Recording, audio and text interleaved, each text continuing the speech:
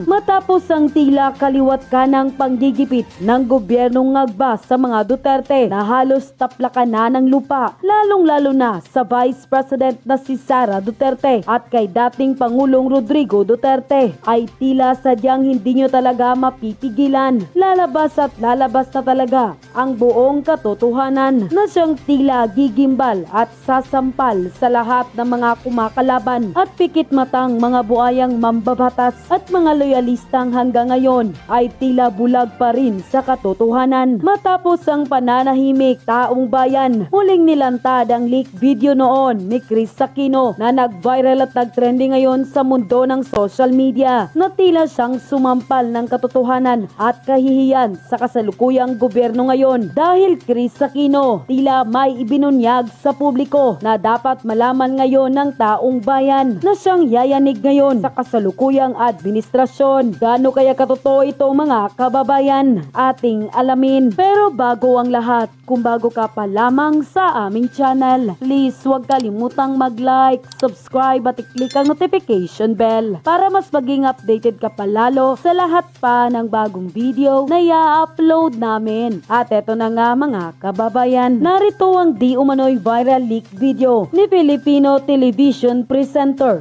and actress na si Chris Aquino na siyang nagpamulat sa lahat ng mga ilang buhayang mambabatas sa Kongreso, Senado, Palasyo at Malacanang at sa mga ilang loyalistang magpasa hanggang ngayon ay tila bulag pa rin sa katotohanan. Narito at sabay-sabay nating panoorin ang video noon na nag-viral ngayon.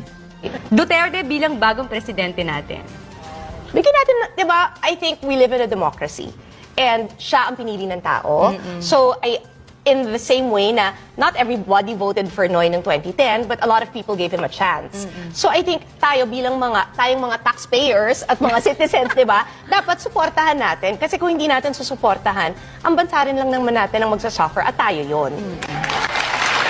Nung nakasama mo siya, anong quality na nagustuhan mo sa kanya? I was very upfront. Diretso talaga. And nakita ko, nung inikot niya ako sa Davao, how clean and how disciplined it was there. Doon ako nabili. Nang lumabas ang balitang ito, ay hindi naman nakapagpigil ang taong bayan na magbigay ng kanilang komento at hinaing sa mundo ng social media. At ayon pa sa kanila, "Thank you Chris, sana gumaling ka na. Mabuti ka pala at nakikita mo kung ano ang kakayahan ni Tatay Digong para paglingkuran tayo at ang ating bansa. Kita mo, napahanga pa si Chris sa Davao, kaya proven and tested talaga si Tatay Digong. Suportahan natin ang presidente tulad ni PRRD, pero ang presidente na wala namang nagagawa, bakit natin susuportahan? Lalo na pag traidor at hudas sa bayan at kapwa Pilipino." Tamang sinasabi ni Chris noon, diretso nga magsalita si Tatay Digong kasi siya ay totoong tao. Ayaw niya makipagplastikan kung kanino man. Kung ano ang ugali niya, yan talaga ang pinapakita niya, hindi niya tinago. Katulad ng ibang politician, akala mo kung sinong mabait, yun pala hudas, sobrang sama ng ugali. Kita mo, hindi nga pinakulong Noynoy Aquino, samantalang si Bangag ngayon, pinakulong si Digong, na pinalibing sa libingan ng bayani si Marcos Sr. at di pinakulong Imelda Marcos na hinatulan ng guilty ng Supreme Court.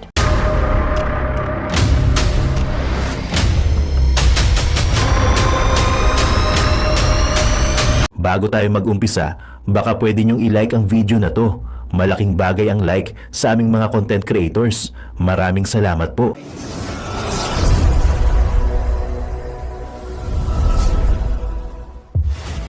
Si Marcos ay sadyang talagang mahinang nilalang. Weak lang ba talaga siya? O talaga namang mata pobre siya? Talagang maselan siya dahil syempre, anak mayaman to eh. Hindi ito nakaranas ng hirap. So ang tingin niya sa mga kababayan niya ay mababa. Okay? Kaya pakinggan po natin, kayo nang humusga.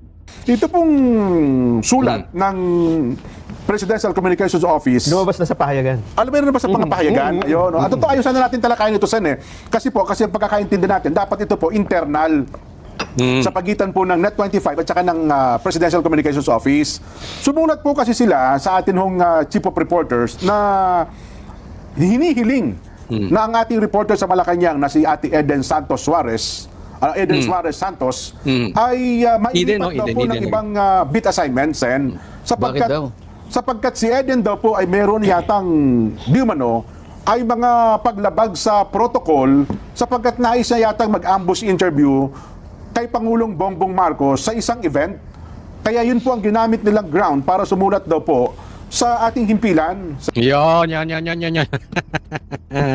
Okay. Ito po istorya niyan. Si Eden, no? Hindi ko po siya kilala, pero madalas natin siyang ma-feature dito sa ating mga vlog kasi ang galing po niya magtanong. And higit sa lahat, kasi alam nyo, marami po kasi magaling magtanong ng mga reporter.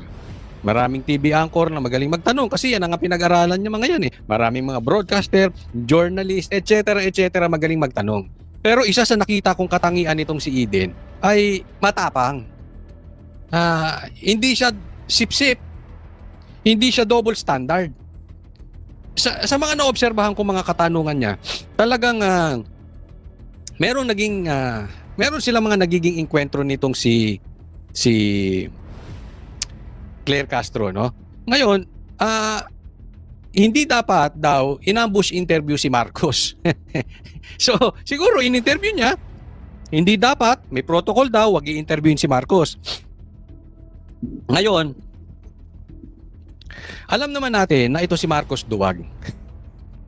Duwag. So, pinatatanggal ito si Eden sa Malacanang press corps. So, ibig sabihin, ilipat nyo ng destino yan. Ugali pala nito si Marcos, pag hindi niya kursunada ang tao, pinalilipat ng destino. Parang yung ginawa, ako hindi ko alam, yung mga pulis Davao, pinag-aalis or nilipat sa iba't ibang lugar. O, siguro para mawala ang loyalty ng mga Davao police diyan sa mga Duterte at ang pinalagay nila diyan, yan siyempre, 'di ba? Alam niyo na kung sino nangyari diyan. So, may mga ugali pala ito talaga si Marcos na pagka hindi niya nagustuhan ng isang tao, pinalilipat-lipat. Alis ka dyan. Ayaw kitang makasalamuha. Anong sa tingin ninyo? Kasi posibleng ganito eh. Si Marcos allergic talaga sa interview. Mapapansin nyo naman eh. Ang layo po talaga ng pinagkaiba ni Tatay Digong, even BP Sara. They will face head-on ang talagang mga ambush interview. Talagang nagpapa-interview yan. Si Marcos, ang gusto lang niya magi-interview sa kanya, si Katunying, alam mo yung ganon, controlled environment. Yung bang hindi live. Hindi maraming nagtatanong. So sa madaling salita, hindi maiiwasan na tanim. Kung si Risa ay di umano tanim witness, ito si Marcos tanim tanong. Ha? At may nakapagsabi sa akin, kayo na umusga. Pero sa palagay ko, nasa posisyon ako para sabihin ito. Alam nyo na kung bakit. Pati daw sa debate, gusto niyan. Hindi yan aaten sa debate. Huwag mong itinanggi. Huwag mong itatanggi yan. Ayaw niya ng debate. Pero pumayag lang yan sa SMNI. Di umano. Dahil, ifo-forward agad yung tanong. Yan ang gusto, yan ang hinihiling yan. Ngayon, hindi ko alam kung nagkatapusan sila doon. Kung talagang finorward sa kanya yung tanong or hindi. Pero ang punto rito, takot talaga sa tanungan yan. So gusto niya, kontrolado niya tao. Kasi nga bobo. Mahina ito si Marcos eh. So kaya pinaalis niya to si Eden. Alam nyo naman kung makapagtanong to si Eden, diretso. Or eto pang isa rito. Hinanapan ng butas. Isa rin yan sa pattern ng mga Marcos. Pag ayaw ka nila, hahanapan ka ng butas. Ha? Yung walang kaso o yung na-dismiss na kaso, bubulat-latin. Hahanapan. Alam naman natin yan, nangyayari ngayon yan. Mga vloggers, kaliwat kanan, kung ano-anong klaseng bintang. Bubutasan ka talaga. Meron nga akong nababalitaan eh. Pati baril pinakakalkal. Pati yung lisensya ng isang baril pinakakalkal. Totoo ba yan? Sa isang mataas mong pulis. Para harasin. Ganyan sila nangangalkal. Kasi alam naman po natin na maraming tanong ito si Eden na magaling itong magtanong. Laging nababara si Claire. Di ba napunan nyo? Ilang pagtatagpo na feature natin dito sa vlog ko. Hanapin nyo. Kung hindi nyo napanood dito sa vlog ko, hanapin niyo sa mga hindi nakakaalam. Hanapin nyo Eden versus Claire. Siguro makikita nyo. Talagang barado lagi si Claire. Hindi siya makasagot lagi sa mga katanungan. Or kung makasagot man si Claire kay Eden, talagang nabubuko yung kapalpakan ni Marcos. So, may maraming dahilan eh. No? Talagang siguro, una, ayaw ni Marcos nang nai-interview siya. So, hindi ka po pwede, kailangan magpakaalam ka muna kay Marcos. At huwag kang lalapit sa kanya. Pangalawa, hinanapan ng butas kasi nga laging barado si Claire dito. Ito pala si Claire, matapang lang makipagsagutan. Ha? Matapang lang makipagsagutan pagka hindi kaharap. Pwedeng ganun. Di ba? Pero pag kaharap niya si Eden, barado siya parati. Pwedeng ganun, kaya gumaganti. No? Hindi natin alam, pero magde-develop tong story na to. And I'm sure, may sabit dito ang PCO. No? Mali sila dito. Pagkatiningnan pong lahat, lumabas yung pagkamatapobre dito ni BBM. Lumabas yung parang ang baba ng tingin niya sa tao. Nakita nyo, ang layo-layo niya kay PRRD. Si PRRD, binabara na ng mga reporter kung ano-anong klaseng binabato kay PRRD. Pero hinaharap niya. Nagagawa pa niya magpatawa. Hinaharap niya yung mga matitinding magtanong na tipong kabastusan na yung mga katanungan. Pagbibintang na yung mga katanungan kay PRRD. And yet, ginawa ba niya ito? May pinasuspindi siyang reporter? O ilipat mo kasi in-ambush interview ako? Ha? Sa madaling salita na walang kawala dito si Marcos. It's either it could be matapobre siya, nanghahanap siya ng butas, duwag siya sa interview, matatakutin si Marcos, o bobo si Marcos, or all of the above. Kayo na mag-decide kung alin dyan. Oh. Sen, Teka muna, yung Oo. protocol na yun ay dumaan sa public hearing. wala na Lahat, po pa. lahat ba ng mga pwedeng makisama sa isang kalipunan na reporter at kung saan sila dapat maistasyon, Opo. alam nila ipinaliwanag yung protocol na yun. Alam nila lahat. Parang ano at po- pumayag lahat. Actually, wala namang dito tanong. Kundi ito'y parang mensahe na pinadadala sa lahat ng mga himpilan ng radyo, telebisyon at mga reporters na nagko-cover ng Malacanang, Sen. So, bakit naman, baka naman lumalabag na kayo sa press freedom pag ganyan. May ganun ba? Kung Opo. minsan kasi, may kinakailangang itanong talaga at hindi mo Opo. naman talaga mapipili yung oras. Lalo na yung pagkakataon, doon mo lang nakita halimbawa yung taong gusto mong tanungin. Oho. At talagang gusto mo namang itanong yun sapagkat bahagi ng tungkulin mo. Oho. Hinahabol mo talaga yung may mga ano yung reporter eh. Opo, May mga deadline. oras, May mga deadlines, opo. At siguro isa sa kanyang assignment ay kailangan nating magkaroon ng ganitong reaction mula sa taong ito. At ang Oho. deadline niya, yun ang panahon na nakita niya. Oho. Paano mo ipagbabawal yun? Yun, ako sa akin banda. Ang sabi dito ni Senator Marcoleta, baka naman may deadline si Eden, yung reporter. At syempre, bakit nyo pinagbabawalan? 'Di ba? Doon lang niya, posibleng doon nyo lang nakita yung pagkakataon at doon niya lang may interview yung Pangulo. To give benefit of the doubt, pagpalagay natin, kasi baka mamaya, hindi natin alam yung buong sitwasyon. Pero baka naman maselan yung sitwasyon. So, pagpalagay natin, let's assume, for discussion purposes, kampihan nating bahagya si Marcos. Medyo yung lugar maselan. Huwag muna kayong lumapit. Huwag kayong pasaway. Di ba? Pwedeng ganun eh. Kasi bibigyan ko naman kayo ng interview. But for the moment, medyo maselan yung sitwasyon, wag muna. Pwedeng ganun eh. Kaya lang ang problema, hindi ko rin masisi si Eden dahil alam naman natin ang Pangulo, hindi nga nagpapa-interview. So ang tendency niyan, kahit ako reporter pinadala doon. At alam ko si Marcos ay hindi nagpapa-interview. Kahit bawal, i-ambush interview ko talaga. Kasi yun ang trabaho ko bilang reporter eh. So sinusubukan kong intindihin si Marcos. Sinusubukan ko ding intindihin yung reporter. Kaya lang ang pagkakamali nga ni Marcos, ang tagal na niya. Mag-4 na taon na siya nakaupo. Di ba? Going 3 years to 4 years na siya eh. Pero anong nangyayari? Wala naman talagang matibay na interview kay Marcos eh. Gusto niya lahat. Kung hindi si Katunying o yung taga-ABS, yung ganun ba? Hindi na pagbibigyan lahat. Hindi on a regular basis. Siguro, napakadalang. Parang birthday niya. Napakadalang once a year. Di ba? Parang ganun. Pero kung siya ay gumagawa ng at least man lang once a week na pinupulong niya at nagpapa-interview para sinasabi niya yung kalalagayan ng bansa, hindi mas maayos sana. Alam mo, dapat Marcos yan ang inaayos mo eh. Hindi yung SONA. Kasi sa SONA, once a year lang yan. I really don't believe sa SONA. Kasi ang nangyayari po dyan, bayaran. Bolahan. Papalakpak yung mga congressman na talaga namang wala namang nagawa doon sa mga plano. Di ba? Ang totoong SONA, or yung totoong state of the nation ay yung consistency, yung on a regular basis, ina-address mo yung tao, eto kalagayan natin ngayon linggong ito. Next week, ganun ulit, pupulong tayo. Eto. Para yung napapanahon, current events. Di ba nga sa mga vloggers, merong mga vloggers, halimbawa, ikaw ay vlogger ng kotse. Yung shelf life nung vlog mo, mga 3 taon, 4 na taon, 5 taon. Sa vlogger, hindi. Mahuli ka lang ng isang araw, panis na yung balita mo. Bakit? Current events nga eh. So dapat si Marcos, on a consistent basis, hindi lang isang taon siya haharap sa maraming tao na may mga bayarang congressman na papalakpak. Di ba? Dapat hinaharap niya yun lagi-lagi. Madalas, sa madaling salita.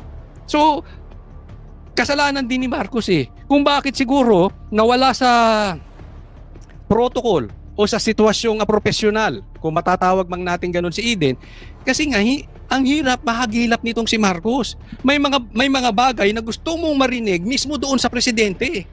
Hindi kay Claire. Ang problema dito kay Marcos, laging nakatago sa saya ni Claire. Anong klase bang kalalaking tao ito? Baka mamaya pati sa asawa mong si Lisa tumago ka. Harapin mo naman kasi yung mga reporter.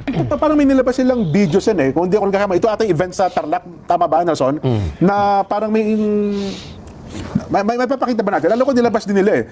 Sa pagkatid na sinasabi mo, merong protocol na bawal ang ambush interview sa ating Pangulo? May ganun po na pakiusap sila na kung maaari, wala tayong ambush interview, maliban na ang gustuhin ng Pangulo na Yun naman pala eh. mag-interview Bakit ayaw ba ng Pangulo na ma-interview siya? O sila lang ang gumagawa ng paraan? Baka naman ang Pangulo nakahanda namang magpa-interview. Sila lang. Yun nga yung sinasabi ko, yung protocol ba na yan pinag-aralan at yan ba'y sinang-ayunan ng lahat ng mga reporters na may kinalaman dyan? Ayan, ito. May punto eh. May punto rin si Senator Marcoleta. Yung bang talagang protocol na yon na bawal ang ambush interview, alam ba ni Marcos? Ginusto nyo ba? O gusto lang ng mga nakapaligid dahil mga sip-sip? Or, alam mo na, yung wala silang tiwala kay Marcos. Kasi meron ako nabalitaan, hindi ko naiisahin. Baka kasi yung iba doon, kaibigan ko pa.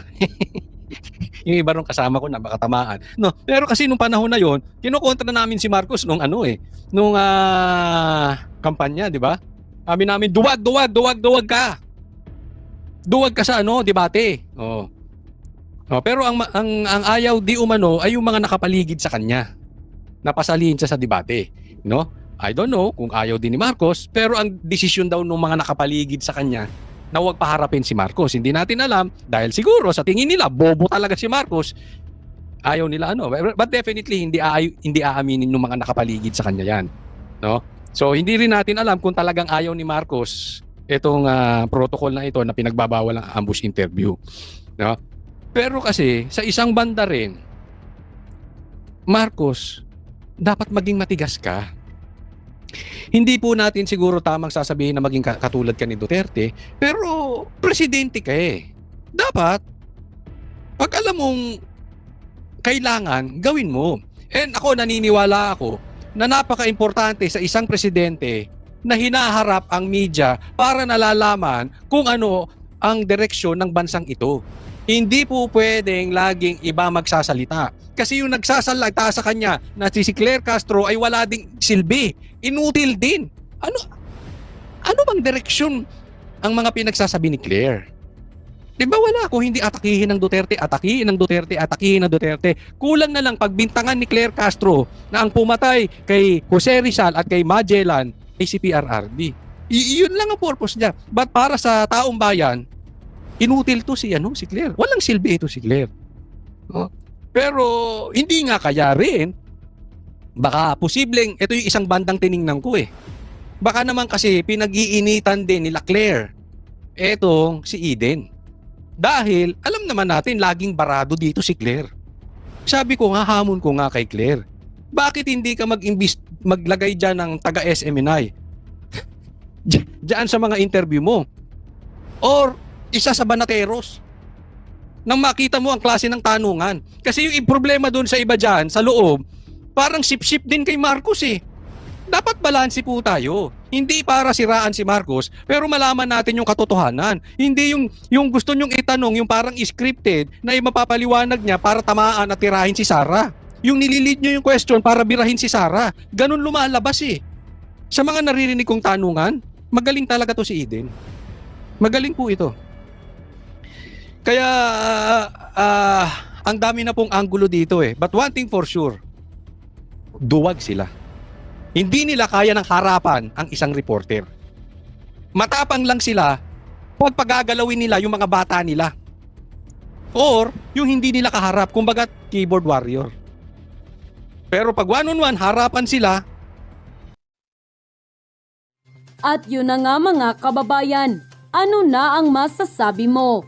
Kung mayroon kayong hinaing at komento patungkol sa balitang ito, please comment down below. Pag-uusapan natin yan sa comment section. At kung nagustuhan nyo ang video, ay huwag kalimutang mag-like at i-share na din para mas marami pang makaalam at umabot ito sa marami sa ating mga kababayan. Maraming salamat po. Mabuti pa ang sardinas may label. Eh tayo, wala. Nay, ito na yung bayad ko sa isa, ano? O, kunin mo yung isa. Isa muna, iyan, no? Tapos, isa pa, di ba? 4 dapat na sardinas, eh. Yan. 3 na. Pang-4 na sardinas. Okay na.